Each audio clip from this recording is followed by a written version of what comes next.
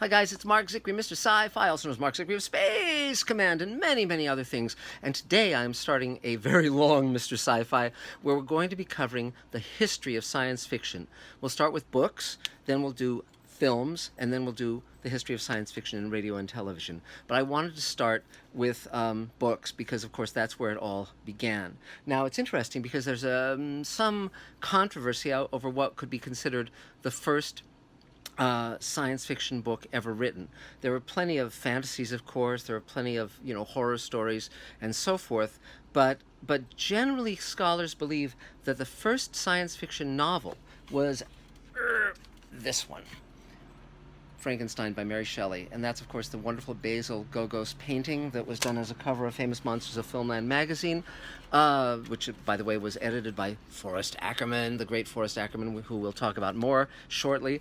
The reason Frankenstein is considered the first notable science fiction novel is because it was the first book to deal with the effect of technology on human individuals. So essentially, rather than it being magic, like the golem bringing this creature aboard, alive, it was electricity and, cobbling things together from parts and so forth. So that's why. Now, the interesting thing about Frankenstein is it almost didn't happen.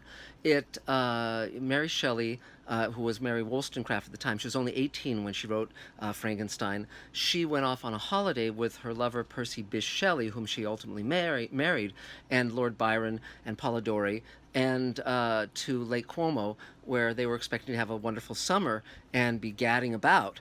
But at about the same time, there was a volcano that happened far from there, but it basically covered the atmosphere in ash, and it was known as the year without a summer.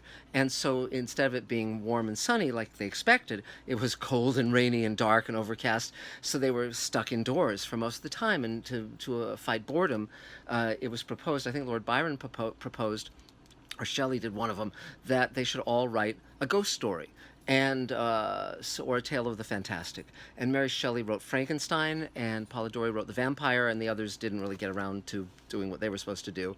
But fascinatingly enough, Mary Shelley, who, as I said, was a teenager, you can actually read her handwritten manuscript, which has been published, but also you can read the first version of Frankenstein that was published in 1818, which is, I think, far superior to the one that was published later in 1831, because that one was hand-corrected and expanded in certain ways by Percy Shelley, and not to advantage, I don't think. But it's still a great, great, great, and very durable story about when someone brings a creature to life and then doesn't take responsibility for what they've done. It's about a scientist who does not have a sense of responsibility. It's funny because when you read it, you really get a sense that the monster is long-suffering, but Victor Frankenstein is really sort of a jerk and very self-obsessed and very self-involved. So, and of course there have been many iterations of that in film and other media that we'll talk about when we get to film and radio and television. But Frankenstein was the one that kicked everything off, 1818, and you then had a number of people writing sort of stories that were sort of on the bubble of science fiction, but not quite science fiction. For instance, you have A Connecticut Yankee in King Arthur's Court by Mark Twain, and that has a Yankee, a New England Yankee traveling back in time to King Arthur's Court, and he brings the wonders of technology with him and his very enterprising nature. But he's hit on the head, and that's what sends him back in time. And so it isn't a technological story. It's about the impact of technology on a previous culture. And so to that degree, it is science fiction, but the mode of getting back to the past is fantasy. So that kind of one is, half of one, half of another. And but then we really get, as we move into the middle of the 19th century, we really get to, the two great granddaddies of science fiction. And again, at this point, science fiction did not exist as a term. There wasn't science fiction fandom as we know it now. It was very, very different. There was just kind of the general reading public. And we're going to focus primarily on England and America in this history.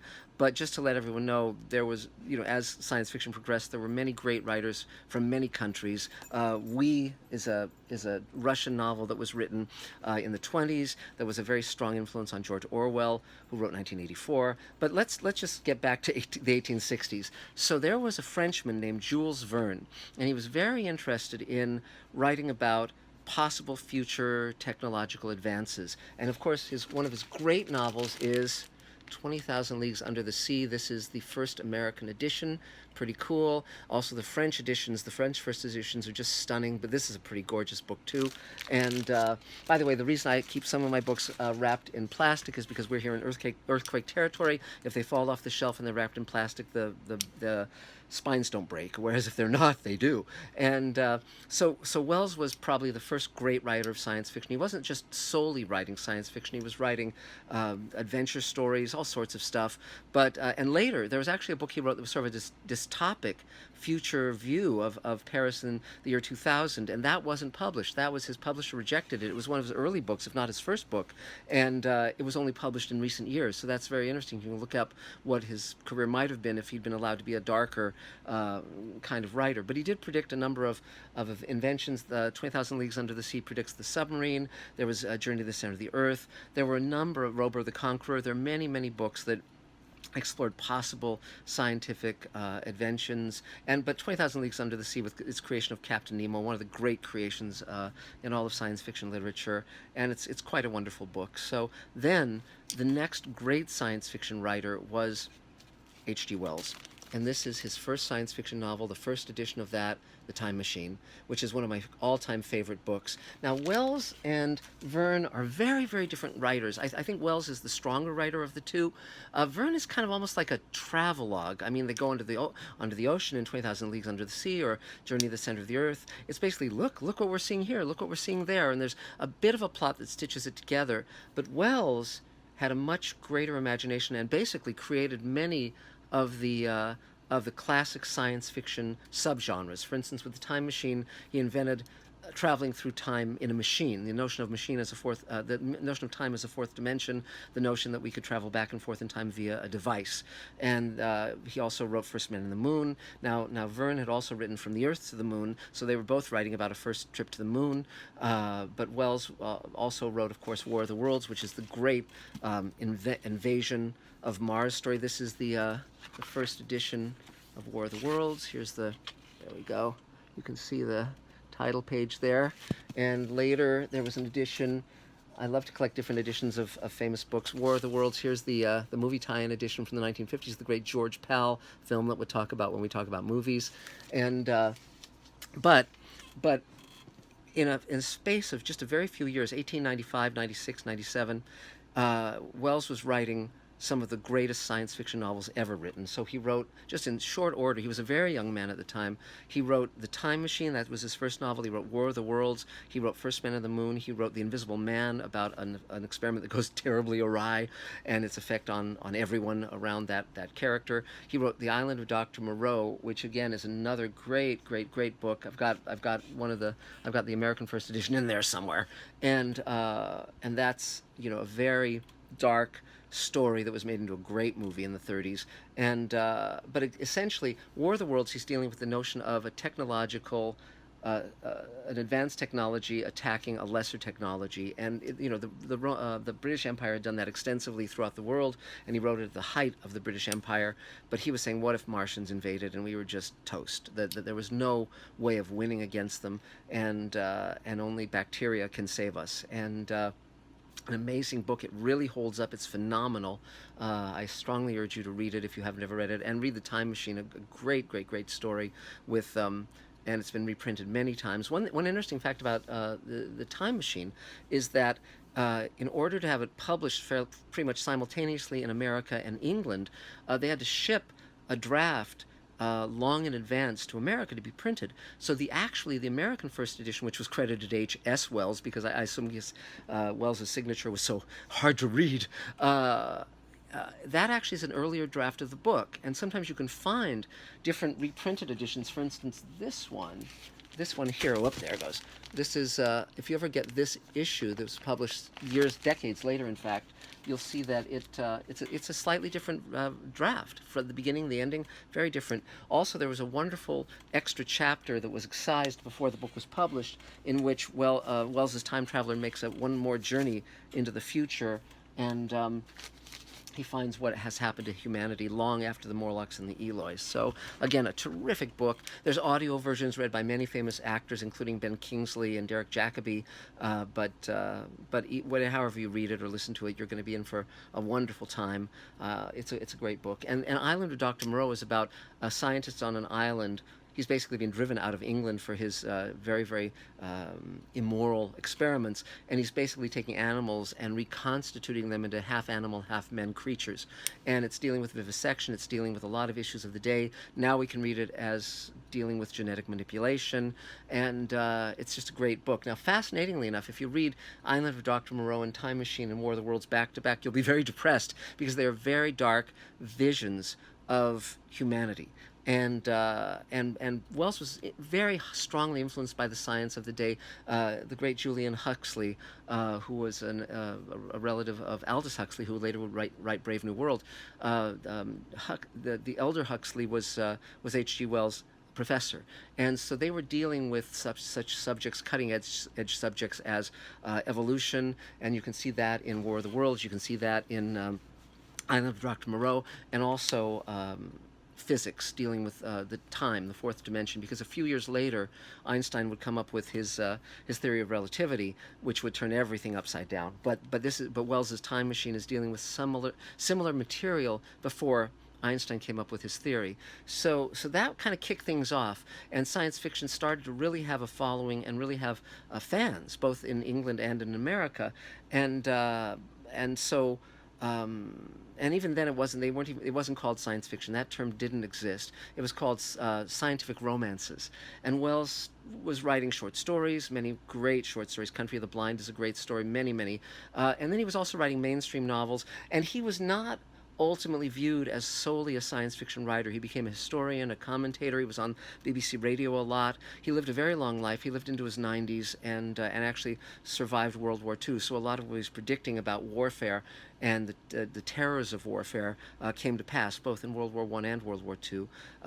He was a socialist and quite an interesting man, but ultimately, as his career went on, he was writing less and less science fiction and more novels and nonfiction books of very different subjects, including history and romances and all sorts of things. But so then, based on that, the people who were growing up reading Verne and H.G. Wells and other writers of that ilk, they started publishing pulp magazines, some of them. And there was a guy named Hugo Gernsback in the 1920s who came up with a magazine called Amazing Stories. And this is a much later version of that magazine. But Hugo Gernsback is sort of the father of modern science fiction, because he published magazines on science and magazines on science fiction. He coined the term scientifiction, and which is sort of a precursor to science fiction. And the Hugo Awards, which is there's two great awards in science fiction: the Hugos given out at the World Science Fiction Convention, and the Nebulas given out by the Science Fiction Writers of America. Well, the Hugos are named after Hugo Gernsback, and this is what the Hugo Awards look like. It's a rocket ship, as you can see, really cool, and beautiful award.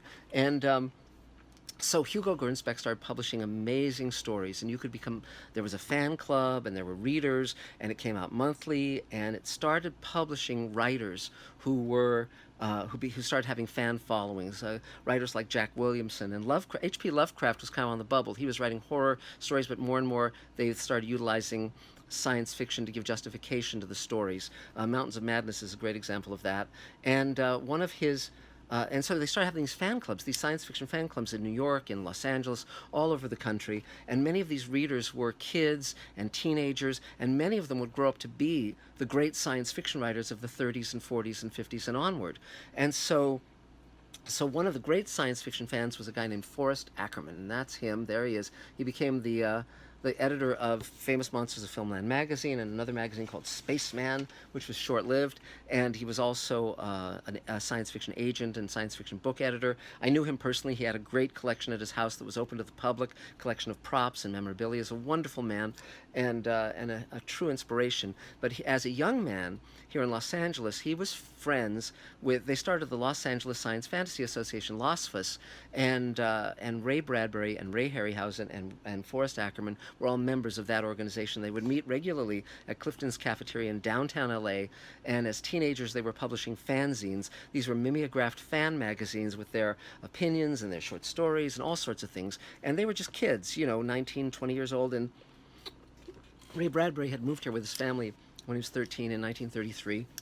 And that's the same year that King Kong came out, and he was voraciously reading science fiction magazines and books. Now, let's back up a little, because we're not to the 30s yet.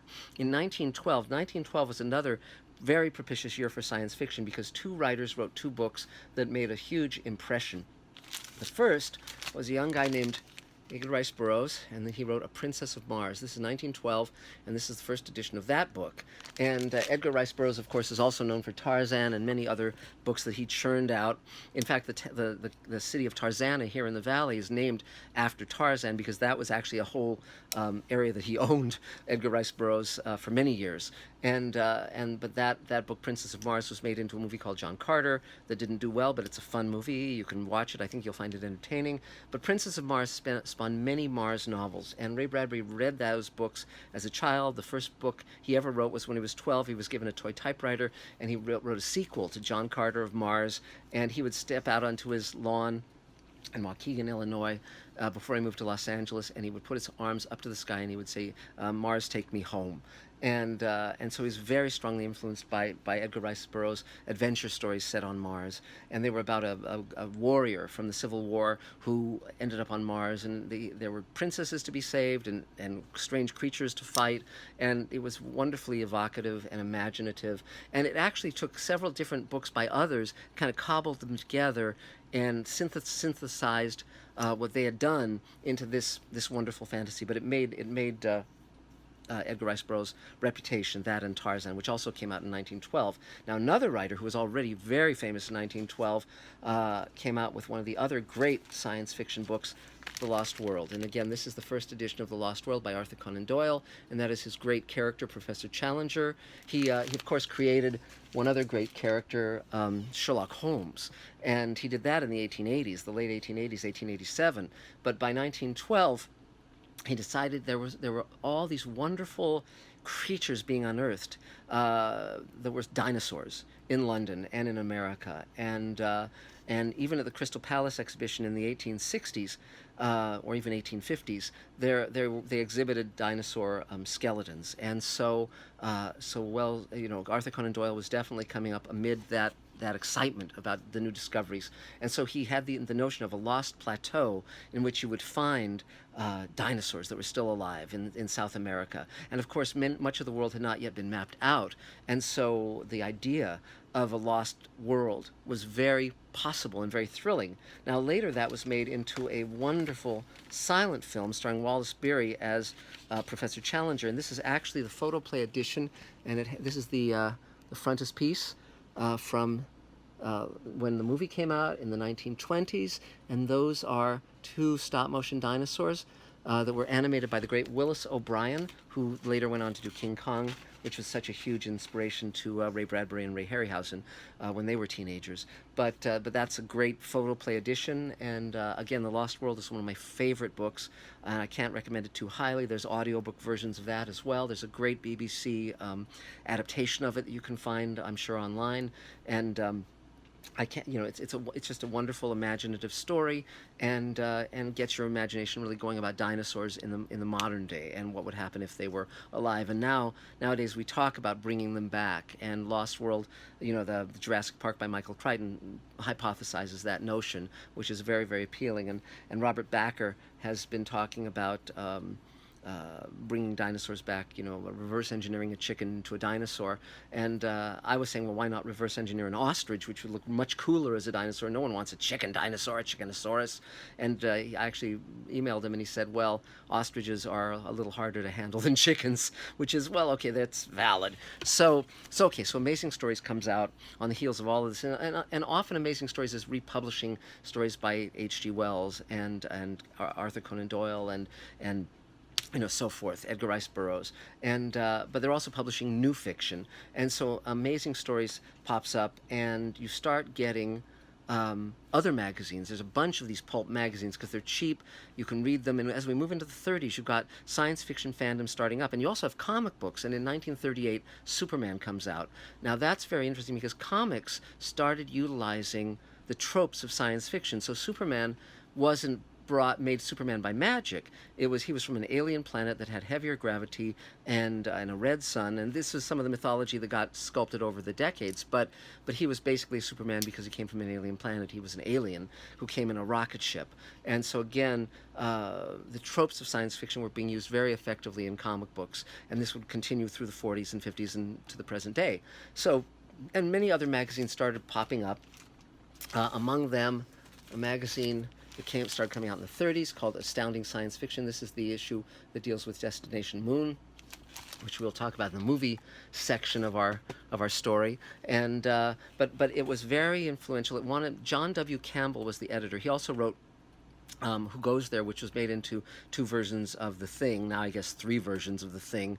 And but he was a very good science fiction writer and a very good editor, and his idea was, let's have science fiction that isn't as fanciful but is more science-based and realistic. And we started getting, and at the same time throughout the 20s, you started to have rocket scientists, both in America and in Germany. Robert Goddard in America, people like Hermann Oberth in Germany, Tsiolkovsky in the Soviet Union, and they were starting to explore rockets. Now there was a weapons use for missiles, of course, that you would see in the V2 and the V1 rockets in World War II, and later with the ICBMs throughout the world.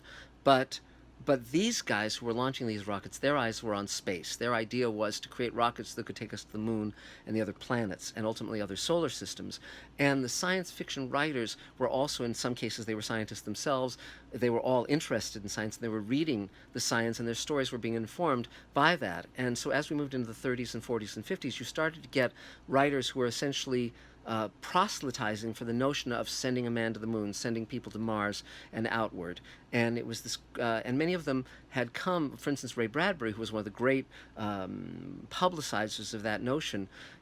His family had come in covered wagons. They'd settled in Waukegan, Illinois. When his family moved to Arizona and thence to Los Angeles, he saw the impact of colonizing on the Indians and the notion of coming from one place to another place to create a better life. And so that outward urge to go out into space was a very natural thing to him and to the others who would come up throughout the 30s, 40s, and 50s. So in the 30s, you started to get some of the new writers, you started to see some of their work, but then World War II happened. Now, one thing I should mention is in 1939, they had the first World Science Fiction Convention, and Forrest Ackerman was going from Los Angeles to New York, but Ray Bradbury couldn't afford to go, so Forey loaned him $100 for a round-trip train ticket or bus ticket to the first World Science Fiction Convention. And Ray went there. He was a teenager, and he was only 19 at the time, and he told me about it. It was amazing because, again, the science fiction fans were only maybe a few thousand at most. It was a very small community, primarily male, and they were all reading all the stories. You could read all the stories. Science fiction was paying maybe a penny a word for a story or 5 cents a word for a story at most. There were mainstream writers writing for what were called the slicks. This is when you could sell stories to magazines and actually make a living doing it. Collier's, the Saturday Evening Post, etc. There was a very good magazine market, but most of these science fiction writers weren't able to write for those markets. Science fiction wasn't being published in those markets, and so they were writing for Amazing Stories and Astounding and so forth, and longing for a better life. And so they were either having to write at a crazy fast rate, or they had to work other jobs. And so this was just something to be mindful of. And science fiction novels were being published few and far between. And but the 1939 World Science Fiction Convention started the notion of science fiction conventions. It's been held every year since, except for during World War II, when many of the science fiction writers actually went into service. And but it's continued ever since. And I just attended it a few weeks ago, the most recent one. So, but there was a sense of a community, a sense of all of them knowing each other, a sense of the fans, many of them becoming the professional writers, and you started to have writers like Ray Bradbury and Isaac Asimov and Heinlein and yeah, A.E. Van Vogt and so forth. These were writers who were starting to know each other, starting as fans, becoming professional writers. Now then the war hits, and it kind of puts stop to a lot of it, even though science fiction stories are still being published. And some science fiction writers were starting to write about atomic bombs and things like that. Wells had actually written about atomic bombs and the world set free before, I think even before World War I. But the ones who were writing now about it were writing it very scientifically accurately. And so the FBI actually showed up on one science fiction writer's door and kind of was worried that he might have somehow been breaking security and might be a spy. But then it turned out that he was just reading the publicly published scientific papers and extrapolating, and so he wasn't sent off to prison. But so then after World War II, science fiction really got going in earnest, and a lot of these writers came back from the war, and they started writing science fiction on a monthly basis, and you started to get writers writing in the late 40s into the early 50s who would become the major writers of the last half of the 20th century. And you started to get certain magazines like Galaxy magazine, which was published by H.L. Gold. This is the first publication of Fahreinheit 451 by Ray Bradbury. It's titled The Fireman. It's the cover story, and wonderful. So you started to get Ray Bradbury, and then there was another magazine that started up in the 50s called Magazine of Fantasy and Science Fiction. This is the special Marc Zicree issue. I actually painted that cover in my 20s. But Ray Bradbury was one of the great writers. You would essentially get four major writers who were the prophets of the space age, and they would be on television shows talking about the moon landing and talking about why we had to go out in space, and they were popularizing that notion to the public. So the scientists and the military and the government on one hand were doing the actual creation and invention, and the science fiction writers were popularizing it to the public so that they would then be eager to finance these expeditions. So Ray Bradbury started writing a series of Martian stories, and in 1950 this came out, The Martian Chronicles. This is the first edition of that, and you can see it's signed to me by my dear friend Ray Bradbury, and there's Ray when he wrote it in 1950. The stories were written in the late 1940s, but he linked them together into one great narrative of the colonization of Mars, the first landings on Mars, the colonization, the wholesale extermination of the Martians, how Mars reasserts itself. It's a great book. It's one of my favorites, and I love it. And Ray and I talked extensively about it.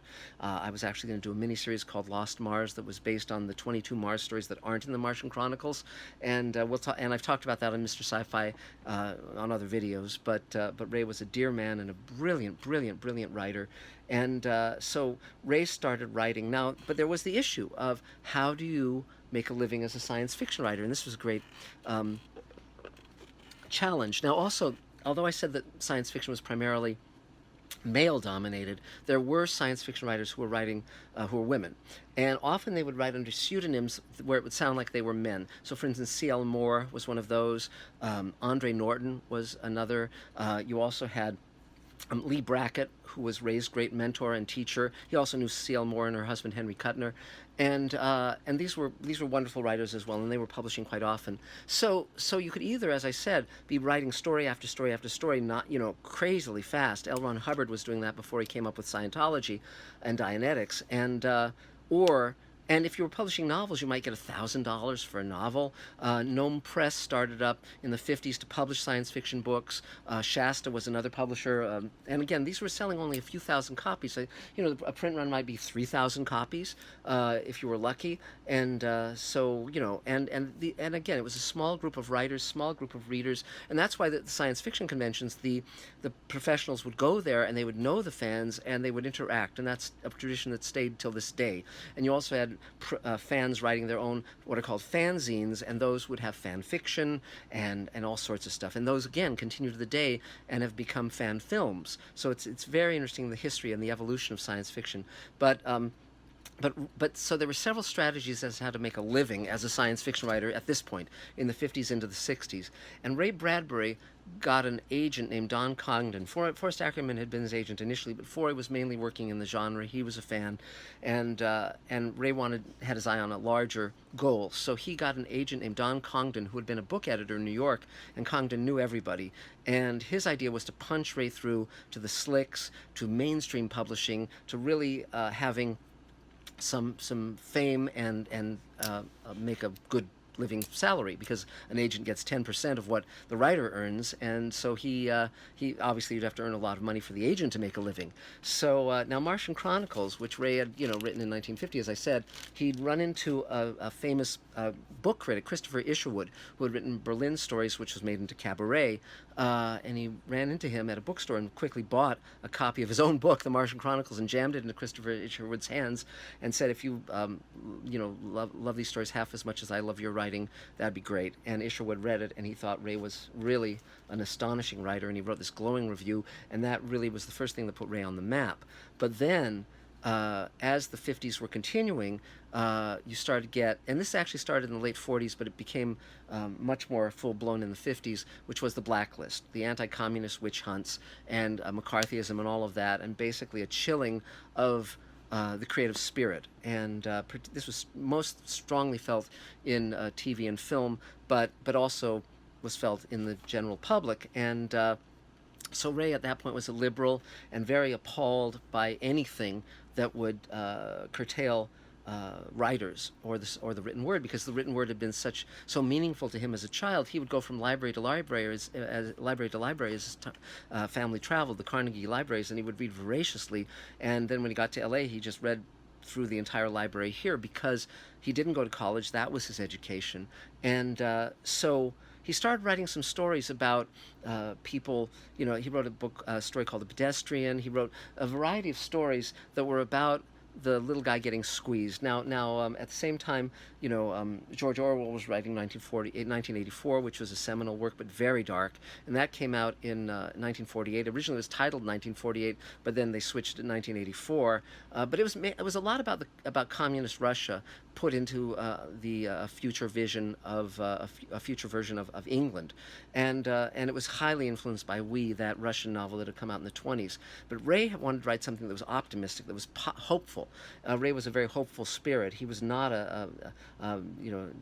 interested in sending out a negative message or a hopeless message. That was not his nature at all. So Ray wrote Fahreinheit 451. He wrote it as the fireman initially. He went to the library at UCLA. In the basement, you could rent a typewriter for 10 cents for an hour, and he just poured $7, $8, $9 into it in dimes, and wrote the first draft of Fahreinheit 451 there. And there's actually a plaque that Ray he gave me a photo of this plaque and signed it to me, commemorating that at the library at UCLA. And so then it was published in Galaxy, as I mentioned. H.L. Gold was the editor. Galaxy published much more humanistic kind of science fiction. Theodore Sturgeon and Bradbury and many other writers of that ilk were published in Galaxy, while as Astounding was publishing Heinlein and a lot of the harder science fiction writers. But this is The Fireman, and then Ray expanded it to Fahreinheit 451, and it was serialized in the first several issues of Playboy, and then finally it was published as a book. Now it's very interesting. This is the first hardcover edition of Fahreinheit 451, and behind me somewhere over there, you can't probably see it, is the paperback edition. And it's very interesting, because if you ever find this first edition, you can actually buy the paperback first for not that much money. You'll find something interesting, which it has two novellas with it. And the reason for that was the Martian Chronicles was published by Doubleday, and they had it in their contract that Ray was supposed to provide his next novel to them. But at the same time, Ian Ballantine started up Ballantine Books, and his idea was, previously you'd have the hardcover come out to get the book reviews, and then you'd have to wait maybe a year for the paperback to be published, and because they didn't review paperback books at that time, it was considered lowbrow. And so you'd wait, and the paperback would make you the most money, but you'd be waiting a year. Ian Ballantyne's idea was to publish the hardcover and the paperback simultaneously. The hardcover would get the reviews, the paperback would make the sales, make the money. So Ballantine wanted to do this, and Ray very much wanted to be part of that experiment, but he couldn't have a novel published because it would break his contract with Doubleday. So what he did was, because Fahrenheit 451 was a fairly short novel, he put in 2 other novellas, and then this was published as a collection, not as a novel. Then, of course, in later editions, it was just the novel, and it became quite famous. Now, Ray and Don Congdon, their idea was to punch Ray Bradbury through to mainstream fiction. So as I said, Playboy started publishing, and him, and Collier's, and Mademoiselle, and all these other major markets that paid very, very well. And he started getting reviewed by major literary reviewers. Also, he started writing stories. His stories were not just science fiction. They were fantasy, they were horror, sometimes they were mainstream. They varied. So Ray Bradbury was basically creating his own genre. And so that was his way of putting himself on the map. He was one of a kind. And he didn't shun the genre. He would go to science fiction conventions. He didn't mind being called a science fiction writer, but he was having a much bigger career that way. And it was working for him very, very effectively and very successfully. And his stories were being adapted on radio, and then into the 50s on film, like Beast from 20,000 Fathoms and so forth, and then later on into television. And so he was working very, very well in books, TV, films, short stories. And this is, again, back where you could make a career for yourself as a short story writer. That was true in mainstream fiction with guys like Hemingway and F. Scott Fitzgerald and Faulkner, and true in science fiction. Interestingly enough, nowadays, you really can't make a name for yourself in short fiction, generally in mainstream, but science fiction you still can. You still have science fiction magazines, both online and physical ones, and you have the awards for best short story, best novella, best novelette, all of that still. And so many writers make a name for themselves in short stories, and then they might do in novels. But science fiction still holds that distinction, which is terrific, because science fiction as a medium of the imagination, sometimes a short story will work wonderfully well where it doesn't need to be a novel. Flowers for Algernon by Daniel Keyes is a great example of that. It's a novella, quite wonderful, and it was expanded to a novel, but initially the novella worked wonderfully well and was very complete unto itself. So we mentioned Ray Bradbury. So then, in the late 40s and early 50s, another writer started making a name for himself, and that was Arthur C. Clarke. This is his first novel, The Sands of Mars, first edition, published by Gnome Press, and it's quite a wonderful cover. And Arthur C. Clarke was British, and he was also a scientist, and he predicted the communication satellite, and was just a really interesting guy. He had been in the war as a scientist, and he started writing very reality-based books. He, of course, became very well known as the writer of 2001: A Space Odyssey, and also Childhood's End. But he also wrote many other books that would be extremely popular, and about space stations, about colonies on the moon, etc. And in fact, when he ultimately moved to Sri Lanka and lived there for many decades, partially because he was gay, and he didn't want it coming out widely, because back then homosexuality was illegal in England, so England was not really a home for him, and he wanted to hold on to his literary standing and his fame, and didn't want as much scrutiny. And so by moving to Sri Lanka, he could live his life the way he wanted to, and not be penalized for it, which was great, because he was one of the great writers, the great raconteurs. He had his own TV shows. He had, he revolutionized film with Stanley Kubrick with 2001: A Space Odyssey, and was just a phenomenal writer and quite an amazing man. But so as I said, there were basically 4 major writers, and we'll talk about them.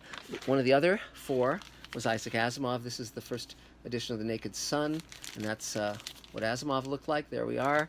Let's see if I don't think there's a picture of Arthur C. Clarke on the back of that book, but that's Asimov. He was a New Yorker, and there were different branches of the science fiction community. So there were the ones in L.A., Heinlein, Ray Bradbury. There were the ones in New York, Asimov, Frederick Pohl, etc. There were competing clubs there, and some of them wrote memoirs about those days, and they're very interesting to read.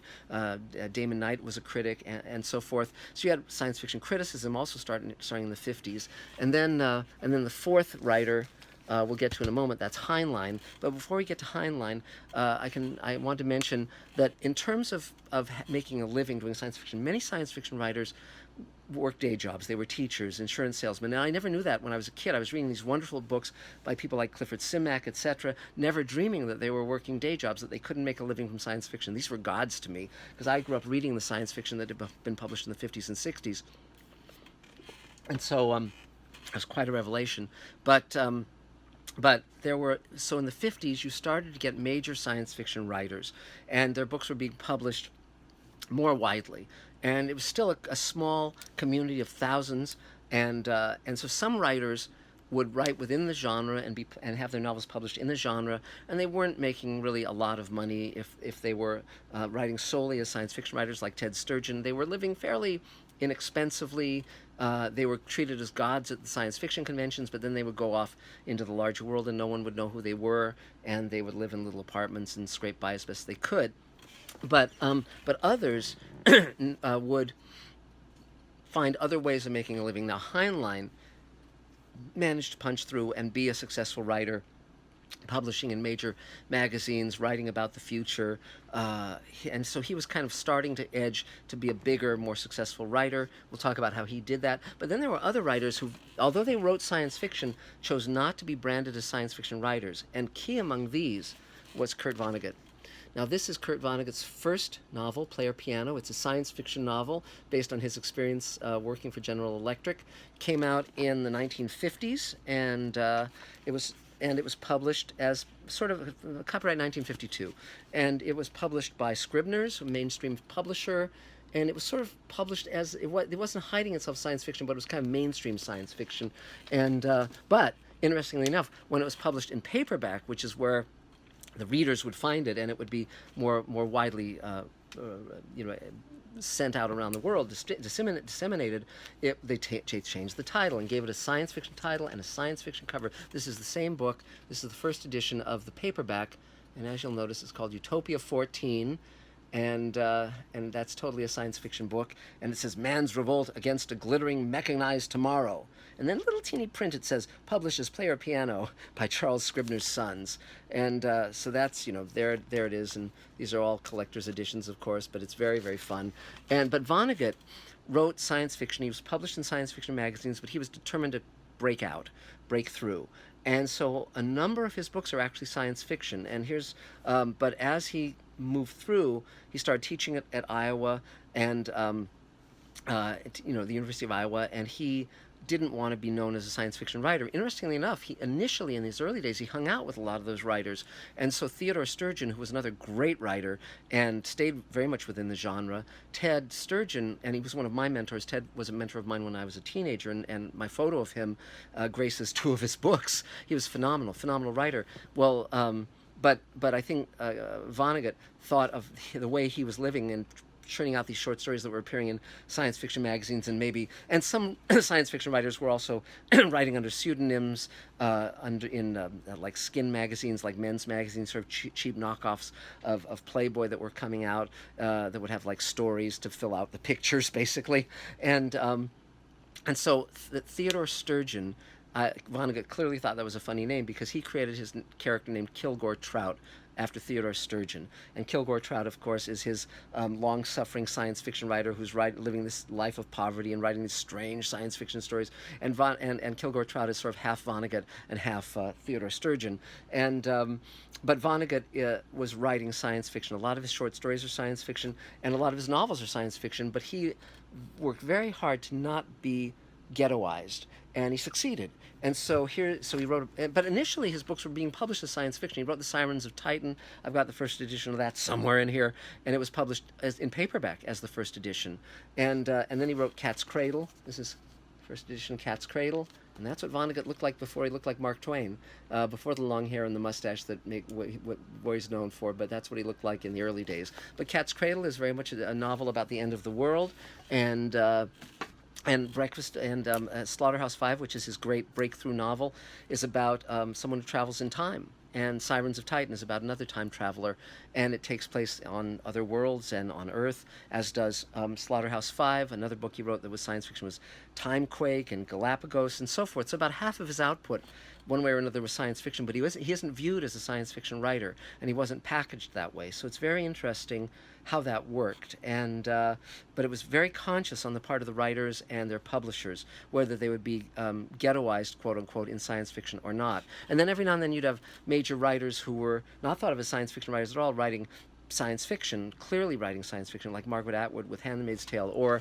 here's someone very interesting. This is *A Clockwork Orange*, Anthony Burgess, and you can see that the original edition of this in paperback doesn't even look like a science fiction novel. I suspect this cover's by Leo and Diane Dillon, Harlan Ellison's great writers, but I haven't verified that. But it just looks to me very much like their style. But you can see they look like a motorcycle gang. You can't even tell this is set in the future. And so that's really fascinating. Again, trying not to be put in the ghetto of science fiction. But so at the same time, in moving through the 50s, both in America and England, you had many great writers. You had John Wyndham writing in England, Arthur C. Clarke writing in England, but being published in New York and dealing very much with both the American and the British scene. John Wyndham wrote *Day of the Triffids*, many other great books, a wonderful writer, highly recommend him. And then also you had Charles Chilton, whom I mentioned on a previous one. He wrote *Journey into Space* and *The Red Planet* and *The World in Chaos*, *The World in Peril*, sorry. But mainly these were being aired as science fiction radio shows, but back then you couldn't, it was very hard to record them, and so they were released as novels as well. But again, these were in England, these were not generally well known in America. So some British writers managed to punch through to America, like John Wyndham, but others were primarily known for in England in the 50s. And then in the 60s you started getting some others like Michael Moorcock and Brian Aldiss, who were punching through a bit, but they were, again, not at the level of Kurt Vonnegut, who became a very famous writer, or Anthony Burgess, who was a mainstream writer, etc. But you did get certain writers who, through the 50s and in the 60s and 70s, who were sort of the mainstream writers of science fiction, or let's put it this way, very popular writers, consistently popular. One of these was Robert Sheckley, who was quite wonderful. Robert Silverberg was another one.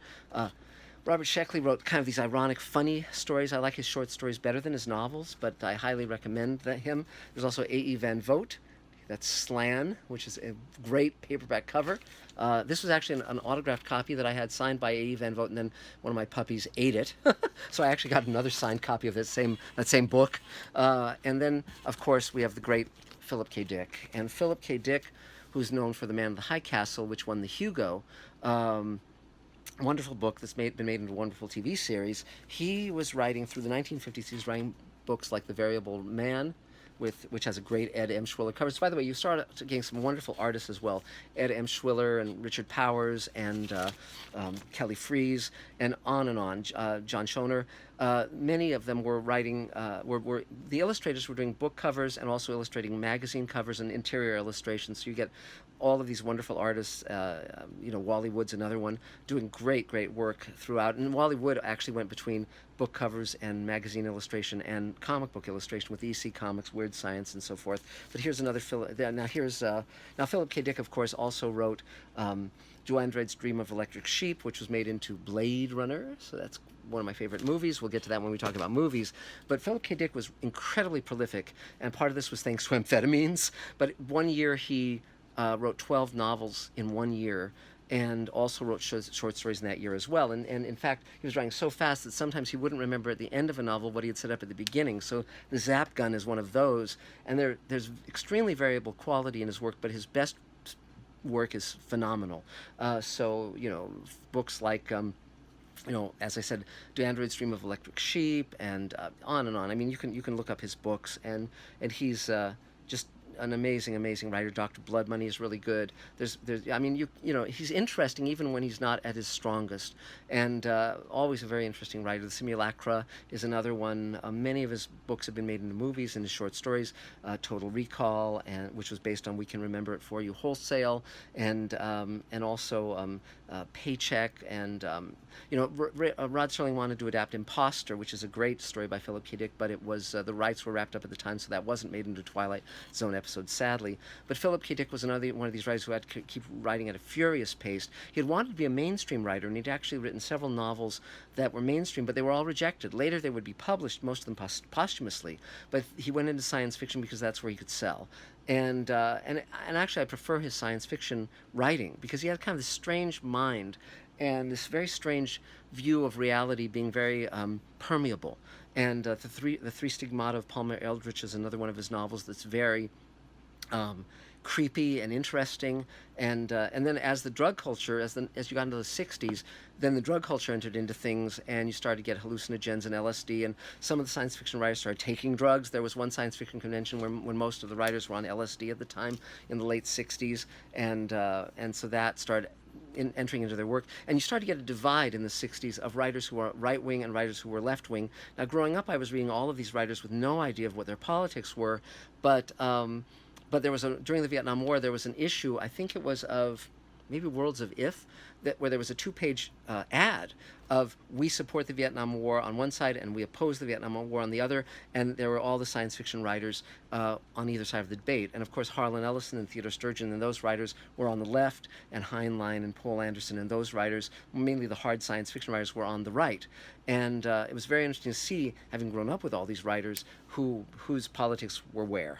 And but then I mentioned, here's another writer who came to prominence in the 50s, the great Harlan Ellison. This is one of my favorite Ed Emshwiller covers. We've actually acquired the rights to Ed Emshwiller's designs for Space Command from his son Stoney Emshwiller, and we actually designed a gun based on one of his gun illustrations, and we want to do a lot more. I love Ed Emshwiller's work. He's a phenomenal artist and became a great filmmaker in later years. But this was Harlan Ellison, and this is another one of his things, A Touch of Infinity, not as good a cover, but this is an ace double, and that's where they published 2 novels, really short novels or novellas, together.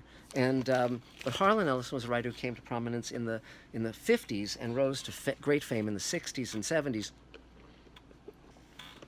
I did a long memorial to Harlan recently on Mr. Sci-Fi.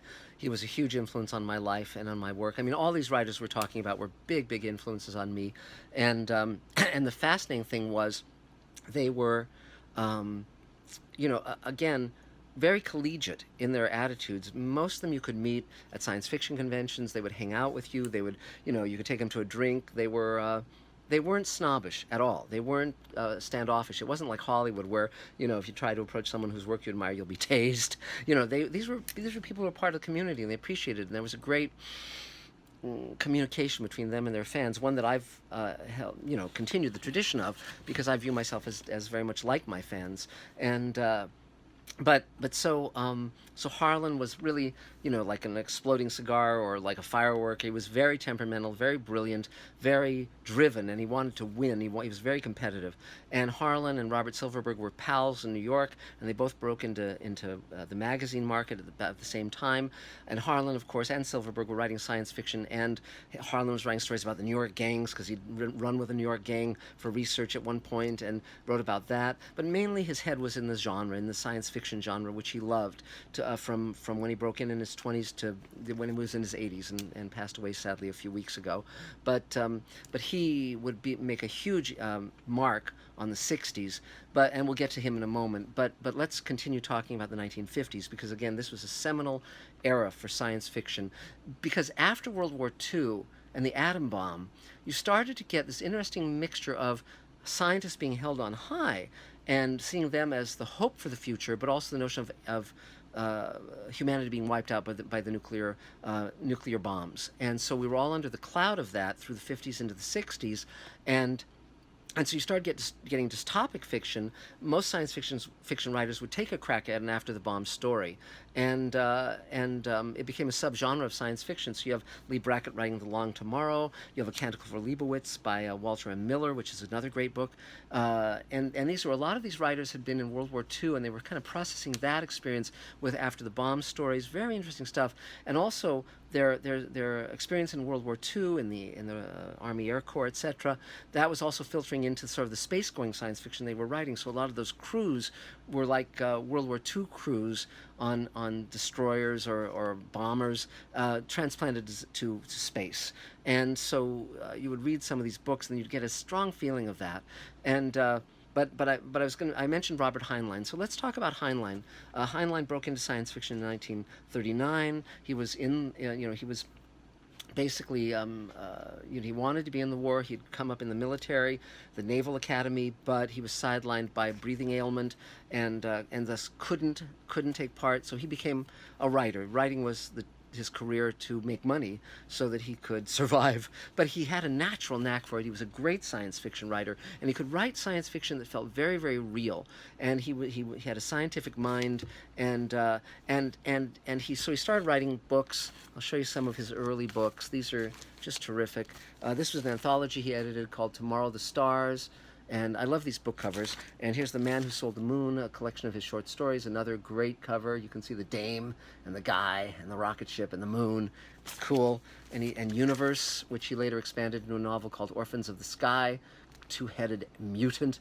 And that's about a generation ship. I talked about that in one of the recent Mr. Sci-Fis. And here's another great story of his, The Puppet Master. Now, Jack Finney had written The Invasion of the Body Snatchers, which was made into a great movie, but this is The Puppet Masters. They're both about sort of aliens taking over human beings, and they're wonderful books and very fun to read. And both were made into movies and of varying quality. But Heinlein became one of the other four great writers, and he would be interviewed and he would appear on TV shows, less so than Bradbury, less so than Arthur C. Clarke. They were the two ones that you would see all the time on television and newspapers, being interviewed on the radio, wherever. Ray had a great ability to speak to audiences and utilized that to help popularize himself. Now, also another thing these writers were doing that was very, very clever, particularly Ray Bradbury and Heinlein, is they were getting their books into school libraries and into school curriculums. So, for instance, Fahreinheit 451 became part of almost every English class reading curriculum. And by the way, another thing that caused Ray to write Fahreinheit 451 was, and by the way, I might as well show you this. Okay, here we go. This is the paperback cover by Joe Magnani, Ray's great cover artist and interior artist. He drew covers for many of Ray's books, and also did interior illustrations for Fahreinheit 451 and for The October Tree, etc., etc.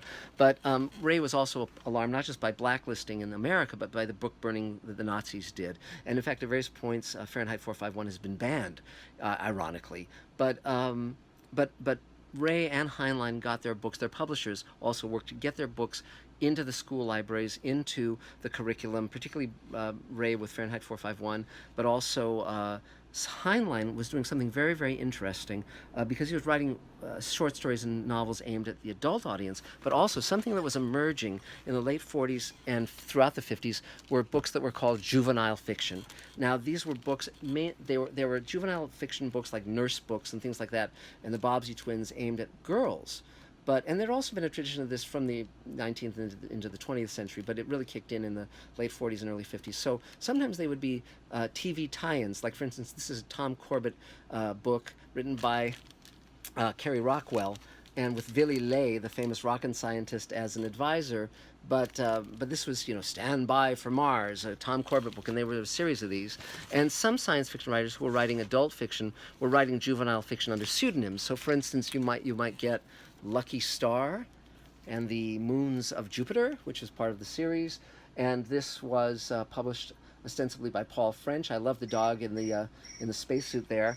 But Lucky Star was actually the pseudonym. And by the way, this is a review copy, first edition.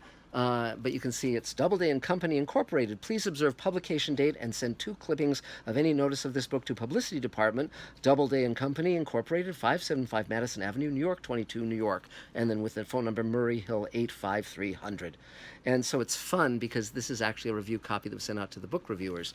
But these were published intended for a teenage audience or kids, and apparently, the writers were not thrilled to be writing them. It was for a buck, essentially, and they might be fun to read, but Isaac Asimov didn't want people to know that he was Paul French. And then here's another one of these juvenile science fiction novels, Battle on Mercury by Eric Van Lin, and that is actually Lester Del Rey. And I suspect that Eric Van Lin is probably, some reworking of the letters of his name. But again, I haven't done that. But you can see they have lurid and very fun covers, and but these writers didn't want, Lester Del Rey and Isaac Asimov and the others who were writing pseudonymously, as was Harlan Ellison, as was Robert Silverberg, writing all sorts of stuff under pseudonyms, for all these different magazines.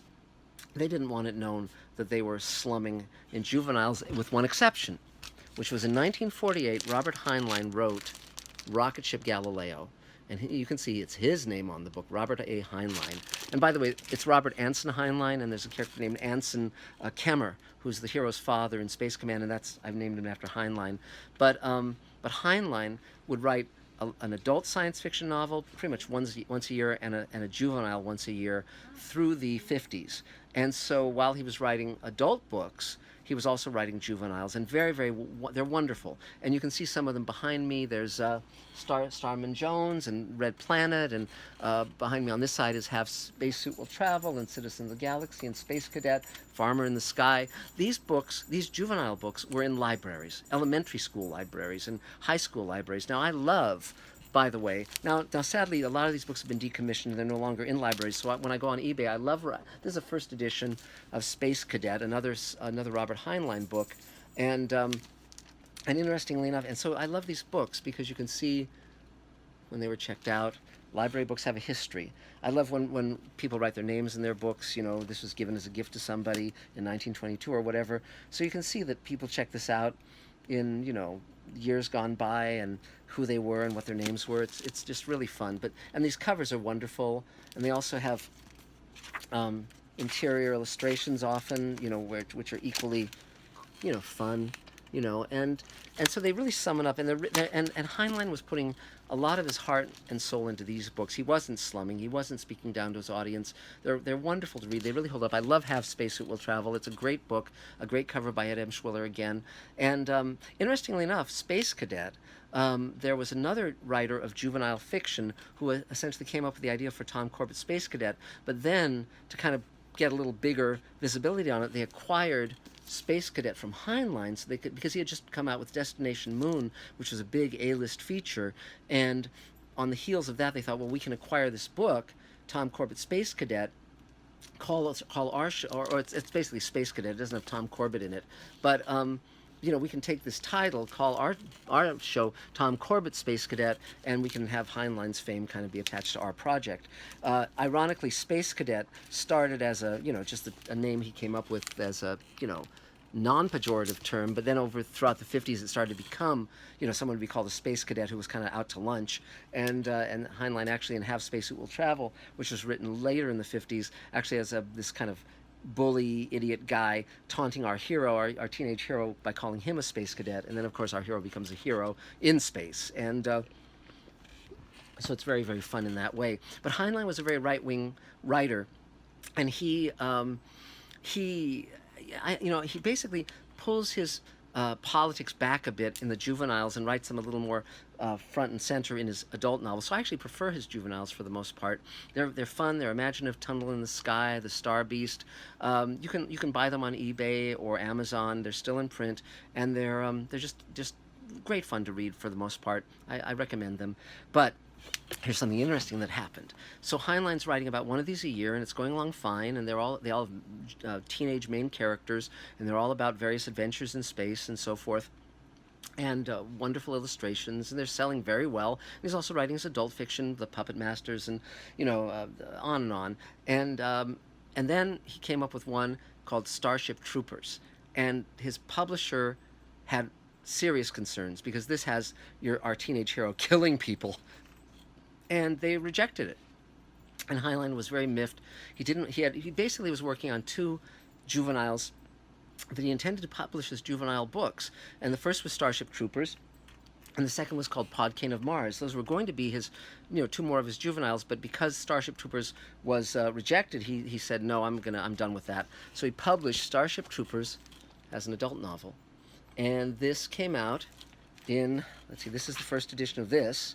It came out in 1959, and won the Hugo Award.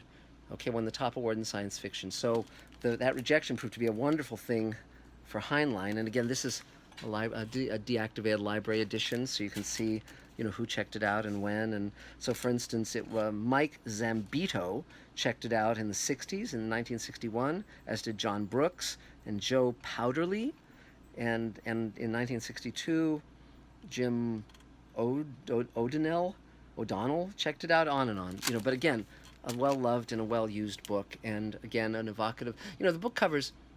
I love the book covers in science fiction. The hardcovers are a little more oblique. The paperbacks are a little more lurid. For instance, like the Fahrenheit 451 cover is in color. It's Joe Manganiello in color, whereas the hardcover is in black and white. But it's okay. So Heinlein writes Starship Troopers, wins the Hugo. Then he comes out with Podkayne of Mars, again another, essentially another teenage heroine in this case. And he had an ending that was fairly dark, and so his publisher objected. So the original first edition, this is the first edition, didn't have that original ending. Heinlein had to soften it, but the new editions actually have his original ending. And again, that's there's the man. That's what he looked like. You can see kind of studio. He was very handsome as a young man. In fact, if you look at the Space Command pilot on Mr. Sci-Fi, the first half hour which we posted, there's a scene where we pan the family photos of Jack Kemmer in his parents' house, and there's a young man in a Naval Academy uniform, and that's actually Heinlein as a teenager, a little tip of the hat. So then we moved into the 60s, and that's where you start getting some new voices, some young Turks essentially writing, and I'll talk more about those in another installment, but I just want to show two books that were very instrumental in influencing people. And again, if you look behind me at my bookshelves, you can see many of the other books of the 50s and 60s. Again, I grew up in the 60s and 70s, so I was reading used books of stories that were written in the 50s and 60s. And you can see many of them behind me. There's City by Clifford D. Simak, another wonderful writer, another wonderful book, a great cover.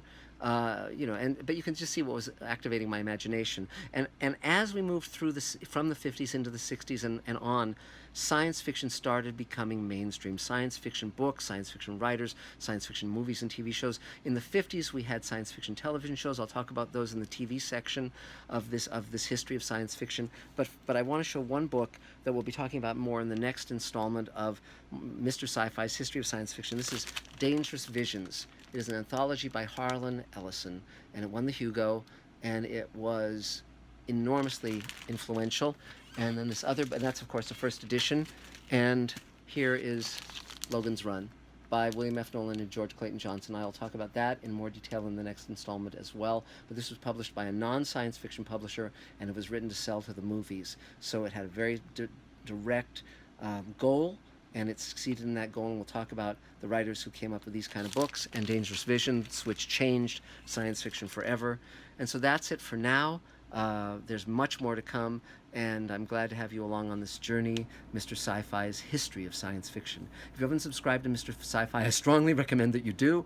If you want to find out about Space Command, we've got lots posted here on Space Command. You can buy shares for $7,500 in Space Command, which we're pitching as a series. I strongly recommend you invest in Space Command. I think it will do wonderful things coming over the next few months. And additionally, I'm on Facebook, Mr. Sci-Fi, Marc Zicree, and on Twitter, @Marc Zicree, and there's lots of fun ahead. So thanks very much. Many more adventures to come, and we'll talk to you real soon. Bye, guys.